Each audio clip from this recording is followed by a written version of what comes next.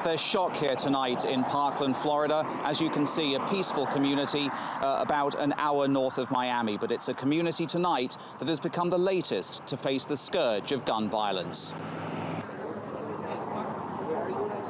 For these high school students, an ordinary school day turned into a sudden sprint for their lives. One student described her fear as she frantically searched for her friend amongst the chaos. My best friend was actually locked in a closet for a while, and I was really nervous because she wasn't answering me at first. But I think she's okay now. She told me she got in touch with police officers.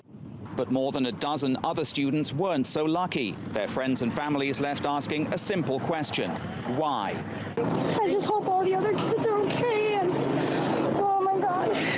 After taking this man into custody in the immediate aftermath of the shooting, local police say they're already looking for an answer to that question.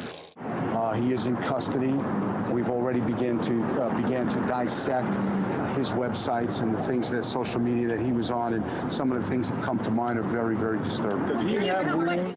Soon after the shooting, U.S. President Donald Trump sent his prayers and condolences to the families and victims over Twitter. In the wake of another mass shooting, the usual arguments for and against tighter gun control will ring out once again across this country. Well, Parkland is added to a grim list of communities here in the United States alongside Sandy Hook and Columbine in Colorado as a place where schools have become the targets of an increasingly violent gun culture in the United States. As you say, Steve, this is a debate that's been had many times, the debate about gun control in the U.S. Where do you expect this incident to leave that? Well, there's likely to be more discussions, as there always is after shootings like this, about gun control. Just recently, we had the deadliest mass shooting in modern U.S. history that took place in Las Vegas.